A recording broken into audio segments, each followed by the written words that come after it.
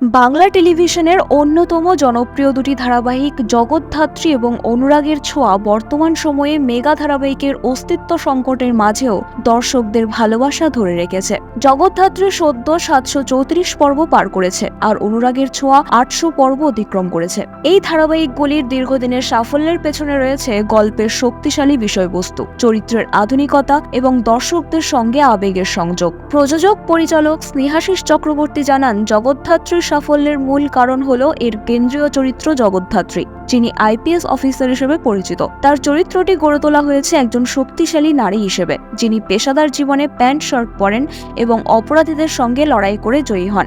এই ধরনের শক্তিশালী নারী চরিত্র প্রথমবারের মতো ছোট পর্দায় দেখা যাচ্ছে, যা দর্শকদের মন জয় করেছে। অন্যদিকে অনুরাগের ছোঁয়া ধারাবাহিকের নায়িকা দীপা, যিনি চরিত্রে অভিনয় করেছেন স্বস্তিকা ঘোষ, জানিয়েছেন যে ধারাবাহিকের সাফল্যের পেছনে রয়েছে তার ঘরোয়া গল্প এবং সম্পর্কের জটিলতা। সূর্য দীপার প্রেম এবং তাদের জীবনের উত্থান পতন দর্শকদের সঙ্গে একটি বিশেষ আবেগময় সংযোগ তৈরি করেছে।